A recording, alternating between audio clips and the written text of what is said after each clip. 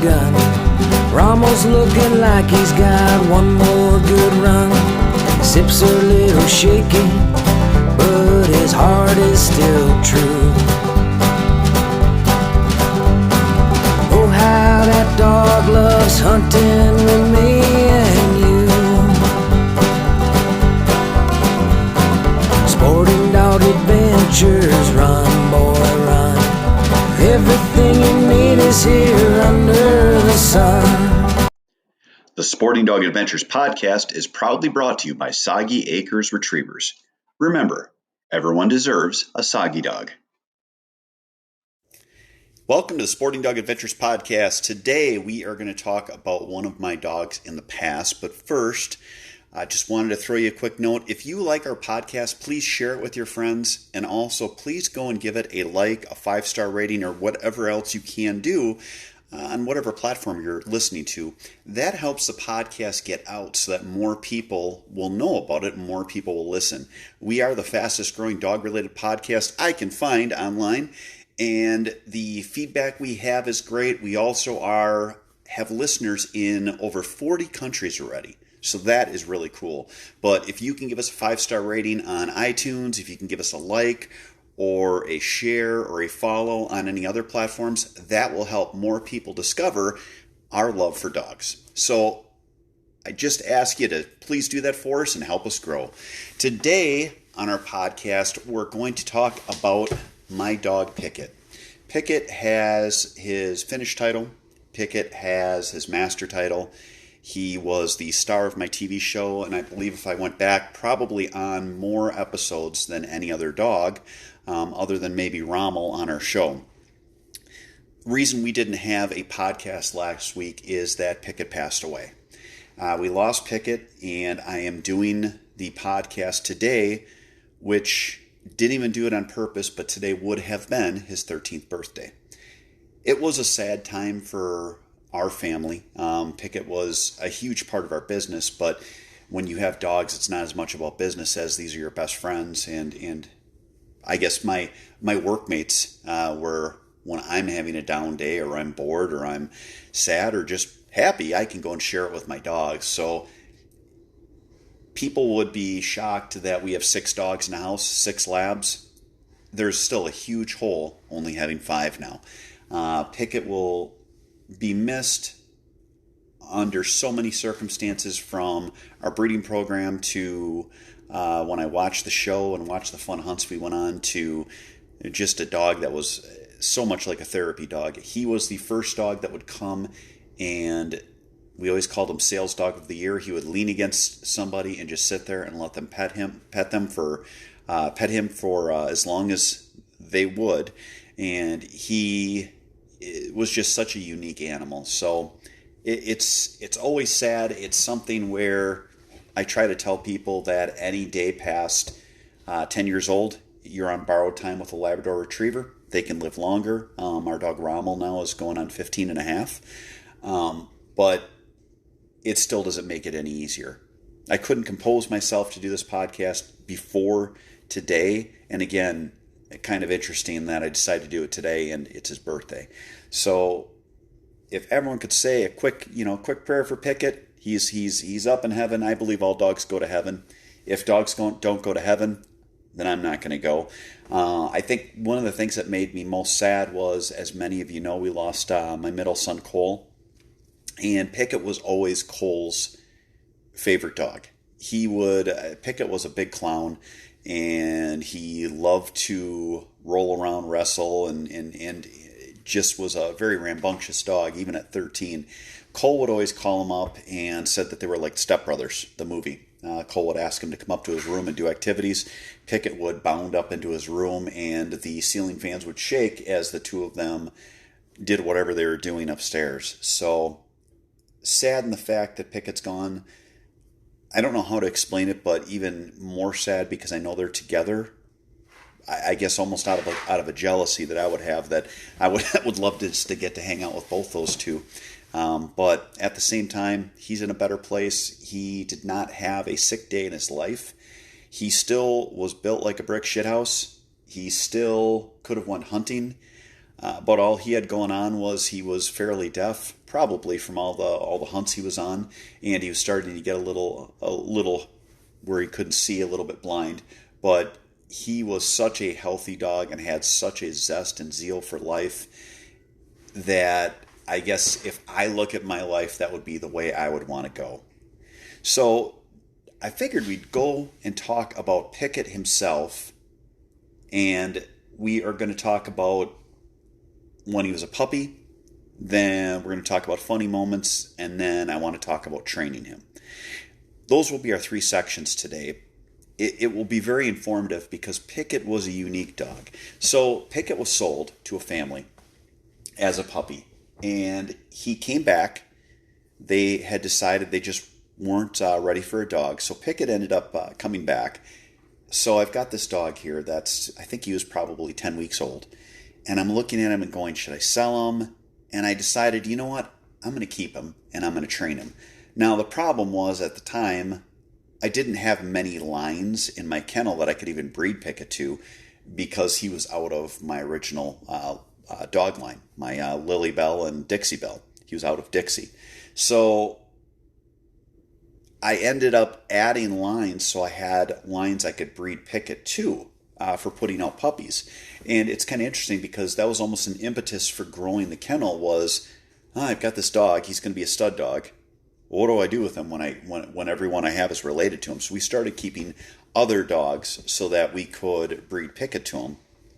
And he himself was he was such a clown. So I had this dog, I've got him back, I started training him because he seemed ready. I took him out and I'm guiding with him.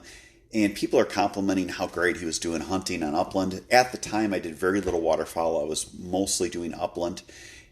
I realized I'm guiding with this dog at hunt clubs for clients, and he was only 7.5 months old. He had been through force fetch. He was through all of his different training. It was actually a screw up on my part. I started training him too soon because I basically had nothing else to do. I probably, looking back on it now, I would have waited a month or a month and a half to even do his training. So I've got this dog out, and at 7.5 months old on upland hunts, he was as competent or better than any of the other dogs I had in the field.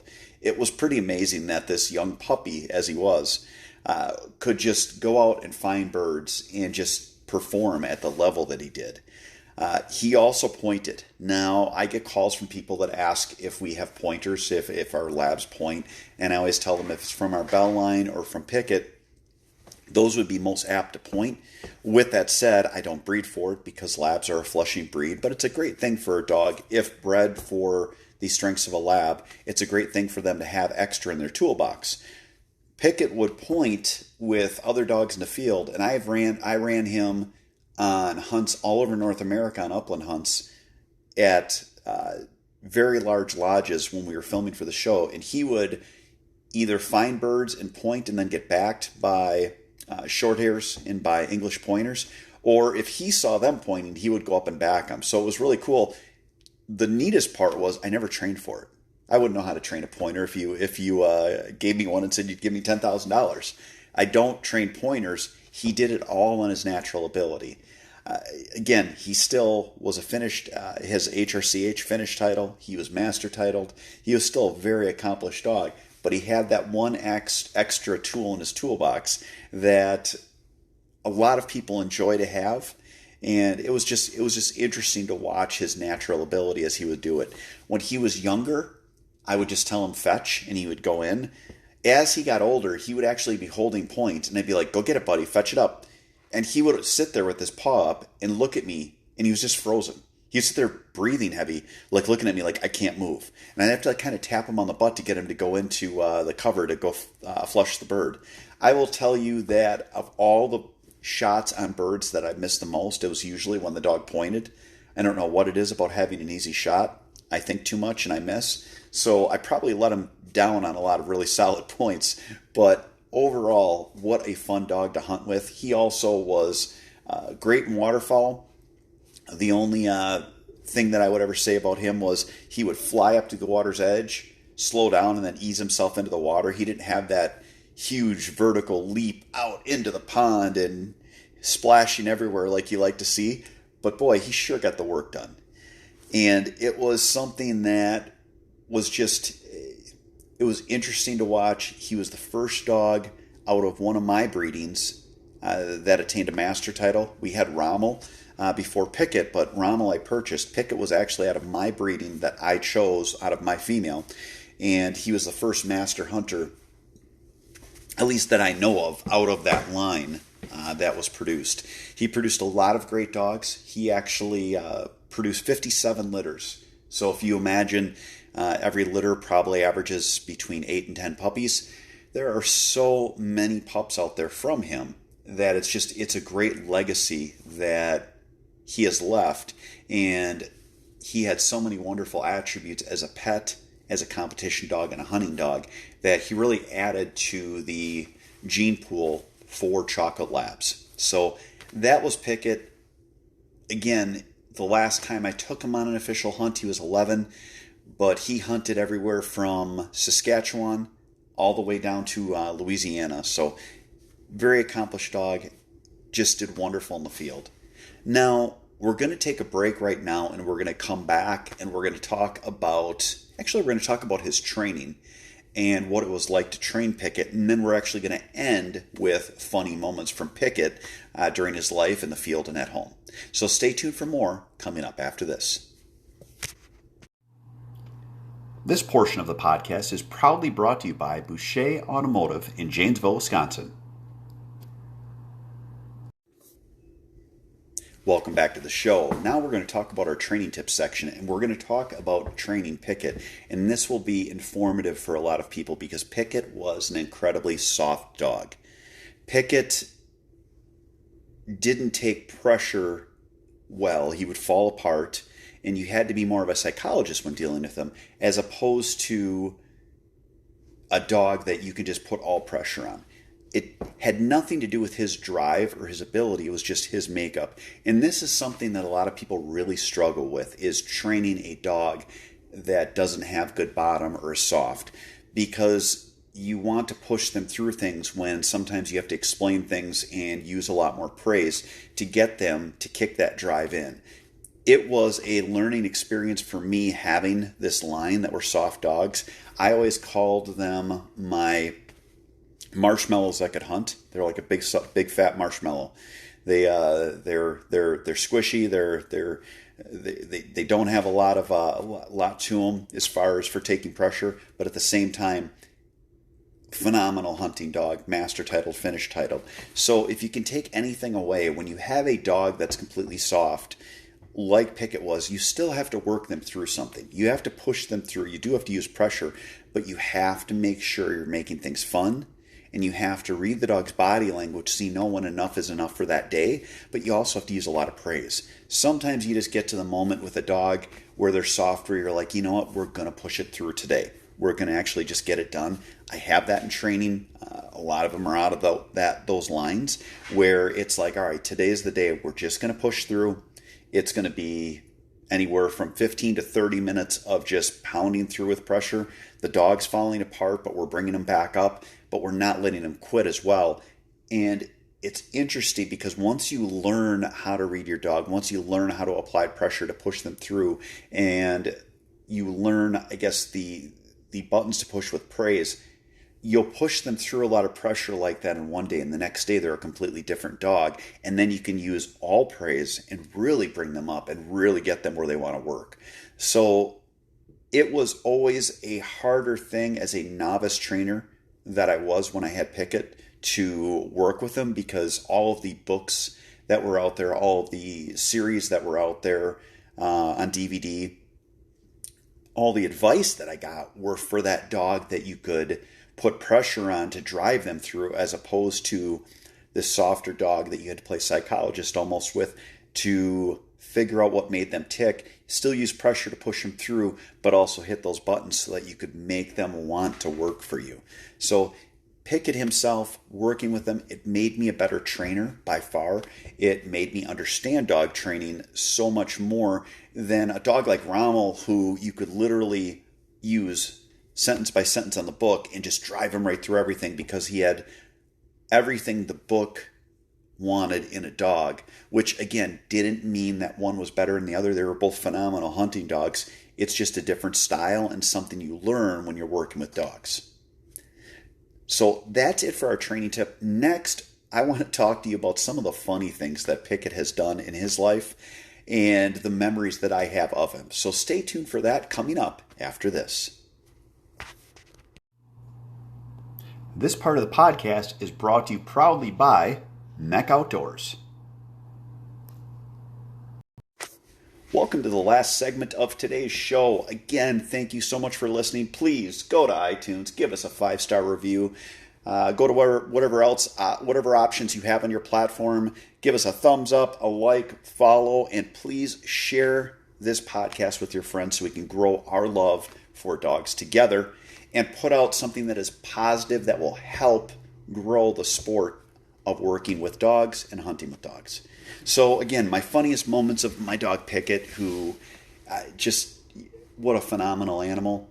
Funniest moments. I had him once in the kennel, and I must not have closed the kennel door enough or well, because he got out and he had free roam of the kennel. At the time, I had a desk in there. I went back in the morning, and Pickett decided he was going to take a few things back to his kennel enclosure. He had a stack of business cards. Obviously, he probably wanted to advertise for me. He had brochures just in case the business cards weren't enough that he could advertise with. He had a Docken deadfall pheasant, which, hey, that figures. He had 3 bumpers, 2 white and 1 orange, and he also had a ceramic coffee mug.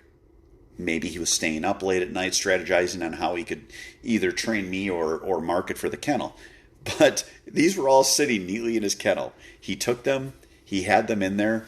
It was so funny to see that, because here he's got these items in his kennel, and I could just imagine him going up on my desk, paws up on the desk, looking through it and deciding what he was going to grab, and then seeing him as he was so proud of himself walking back to the kennel. Another funny thing that Pickett had was he loved, to the last day, to carry around what we call as babies. Basically stuffed dog toys. The kind of toys that most dogs just tear up. He had them that he would have his favorite toy. They generally didn't get tore up because he always had them.